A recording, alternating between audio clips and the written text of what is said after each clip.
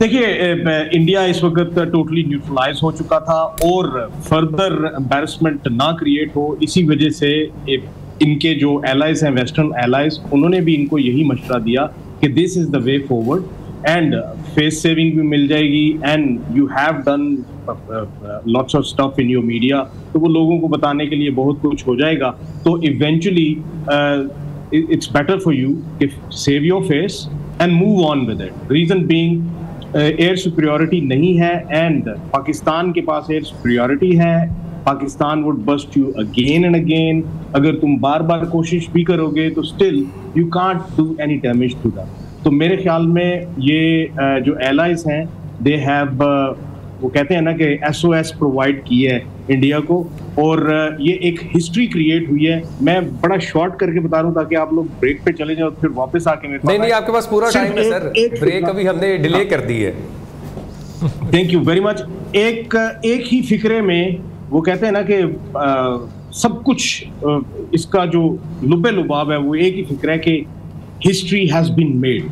उसकी वजह यह है कि ये वो इंडिया है जो कि जब से मोदी जी आए हैं उन्होंने अपने एक रीजन में हेजमोनी क्रिएट करने की कोशिश की। He portrayed as if he is a hegemon towards the region. इसमें हमें नजर आता है कि उन्होंने सर्जिकल स्ट्राइक किया म्यांमार में, म्यांमार ने कुछ नहीं किया आगे से। फिर बांग्लादेश में ये स्कमिशेस करते रहे उनके साथ, वो भी बेचारे कुछ ना कहते। उसकी वजह ये कि हसीना वहाँ पे मौजूद थी। फिर उसके बाद नेपाल के साथ भी ये लगे रहे। नेपाली दलेर लोग हैं लेकिन उनके पास इतने रिसोर्स नहीं है लड़ने को। जब ये पाकिस्तान के पास लास्ट टाइम आए थे तो पाकिस्तान ने इनको बहुत शिद्दत से मारा था। उसके बाद हमें ये नजर आया कि मोदी जी कहते फिरते थे कि अगर राफेल होता तो सिचुएशन कुछ और होती। तो उस वक्त जो एम्बैरसमेंट इनको उठानी पड़ी, उसके फौरन बाद जब इन्होंने 36 राफेल ले लिए तो इनको अचानक से ये फीलिंग आनी शुरू हो गई कि अब तो राफेल भी ले लिए, S-400 भी ले लिया, अब इस दफा अगर पाकिस्तानी प्लेन्स हमारी तरफ आएंगे तो हम इनको शॉट डाउन कर देंगे और हमारे राफेल उधर जाएंगे तो वो उनको जाके शॉट डाउन कर देंगे। उनको ये अंदाजा नहीं था कि शायद अगर ये पैसे लगा के कुछ अपने आप को प्रिपेयर कर लेंगे तो पाकिस्तान जो है वो बैटल हार्डन्ड है इन एवरी फील्ड। जब से लाइक मोर देन 20 years हम लोग we are in a state of war. और आज के जितने भी ऑफिसर्स आपको नजर आते हैं, जितने भी जवान नजर आते हैं, उनका जो प्रोफेशनल कैरियर है ना, उन्होंने अपने प्रोफेशनल कैरियर की आंख जंग में खोली है। आपको जितने पायलट नजर आएंगे, आपको जितने बड़ी फौज के ऑफिसर्स नजर आएंगे, आपको जितने बहरिया के ऑफिसर्स नजर आएंगे, वो हालत जंग में उन्होंने अपनी प्रोफेशनल लाइफ की आंख खोली है। और ये जो आज हमें पायलट नजर आ रहे हैं, ये पहले दिन से ही they think about conflict, they think about dog fights, they think about how to bomb somewhere.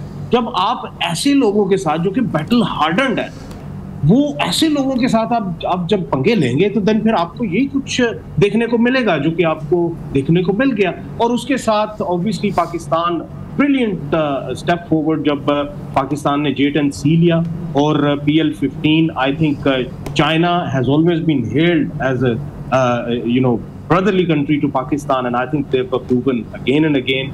And China, मेरी चाइनीज डिप्लोमेट से बात हुई इसी मौजू पे, तो उन्होंने मुझसे ये कहा कि ठीक है, PL-15 भी ठीक है, HQ-9 भी ठीक है आपके पास, J-10C भी ठीक है, सब कुछ ठीक है, लेकिन the human factor is the most important factor।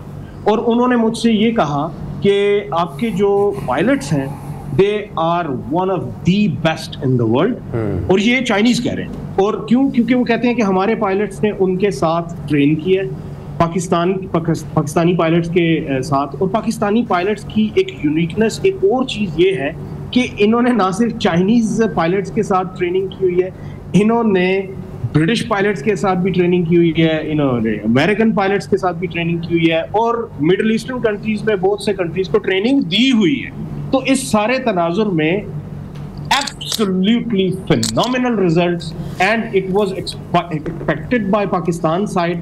असल में इंडिया के यहाँ इक्वेशन जो थी वो ये लेके बैठे हुए थे कि शायद Rafale is going to be the decider, और उनको इस चीज का अंदाजा ही नहीं था। अब मुझे ये भी एक सुनने को मिला है कि जो जहाज 8 किलोमीटर दूर मिला है एक एयरफील्ड से, वो बेचारा जब उड़ा है अपनी एयरफील्ड, उसने टेक ऑफ किया है तो टेक ऑफ करते साथ ही गॉट लॉक्ड।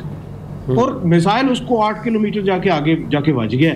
तो the moment they were leaving the ground they were just chickens and they were getting roasted out. Raja ji, जरा यशवीन जमाल साहिबा को भी हम शामिल कर लें। मैडम,